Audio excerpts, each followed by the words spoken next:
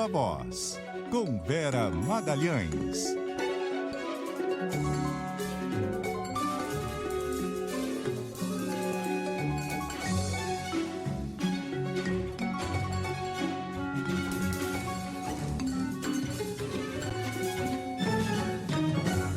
Boa tarde, Vera. Oi, Cássia. Boa tarde para você e para o Leandro, para os nossos ouvintes, também para quem nos assiste. Boa tarde, Vera. Vera, nós temos hoje em Brasília a segunda reunião ministerial deste ano do governo Lula.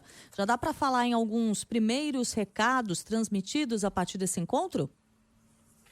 Dá sim, Cássia, porque inclusive dessa vez o presidente optou por fazer uma primeira parte aberta e transmitida por imagens, enfim, gravada, justamente porque o objetivo ali era já mandar todos esses recados e mostrar qual era a pauta do encontro. Ele apareceu nesse momento com um boné azul e com os dizeres "o Brasil é dos brasileiros", e que muito lembra a estética do boné MAGA lá, Make America Great Again, do Trump, com as cores invertidas, né? Se a gente pensar em termos de cores aqui no Brasil, o PT que é identificado com a cor vermelha dos republicanos lá nos Estados Unidos. Então sobrou para o Lula o boné azul, que é o identificado com o Partido Democrata lá nos Estados Unidos, mas que não é o do PT. Por muitos anos o azul foi usado pelo PSDB para marcar justamente a polarização que existia aqui no Brasil. Então tem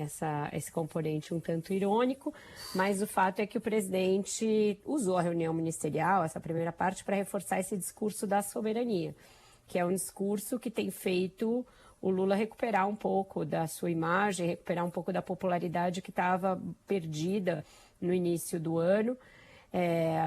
Ainda não chegou aos patamares que já foi a popularidade do presidente, mas está bem melhor do que no primeiro semestre.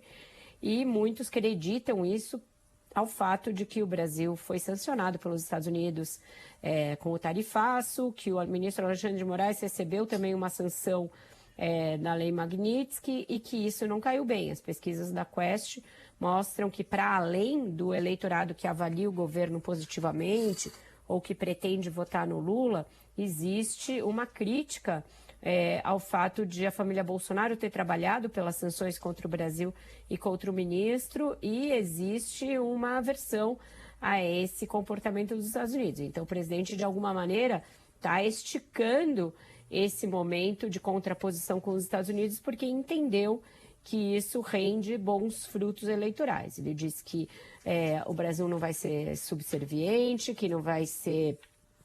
que o Donald Trump não é imperador do mundo, que quem quiser entrar em solo brasileiro, e aí acho que ele está falando das empresas, se quiserem ter relação com o Brasil, vai ter de respeitar nossa Constituição e a nossa legislação, e que o Brasil quer construir um mundo democrático e multilateralista. Isso também tem ali...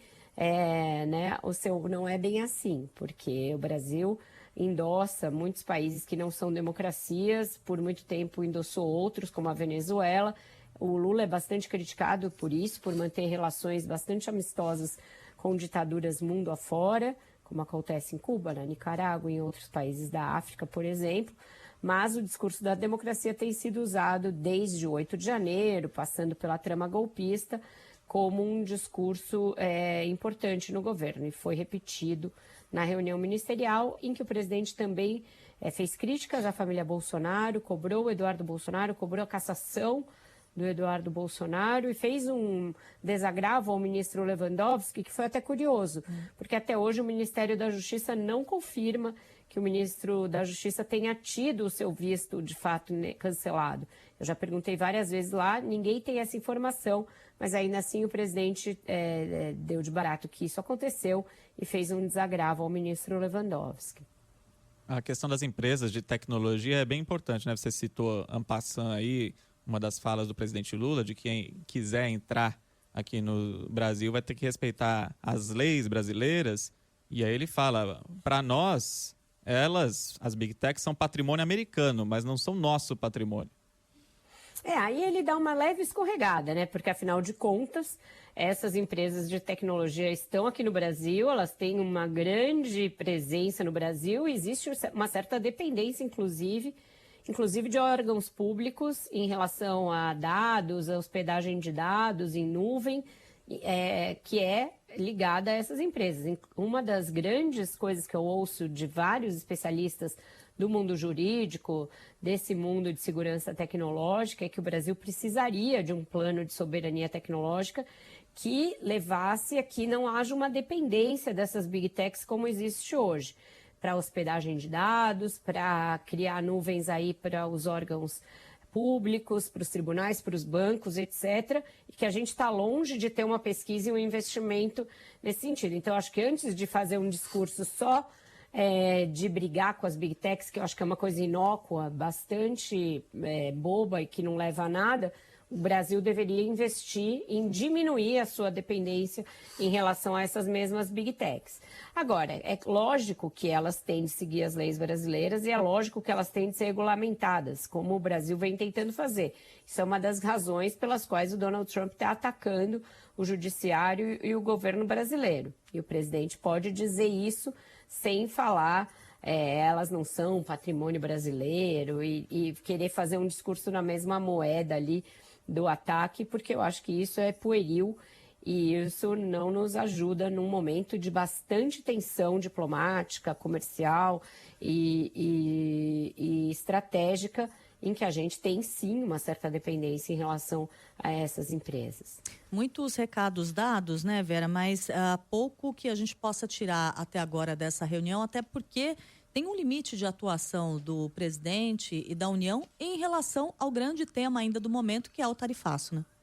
Exato, ele repetiu ali que o vice-presidente Geraldo Alckmin, os ministros Mauro Vieira e Fernando Haddad estão 24 horas à disposição de qualquer negociação, mas são 24 horas em que o telefone não toca, Cássia. Eles podem ficar lá do lado do telefone esperando aquela mensagem e vai ser tiririm, tiririm, ninguém ligou para mim, porque os Estados Unidos não estão interessados em fazer essa negociação. Então, esses limites estão postos, o Brasil está tentando rompê-los, inclusive com a ajuda de empresas privadas, de confederações como a CNI, mas até aqui, nada, só ghosting que a gente está levando. Pois é, essa é a triste realidade por enquanto. Vera Magalhães, muito obrigada.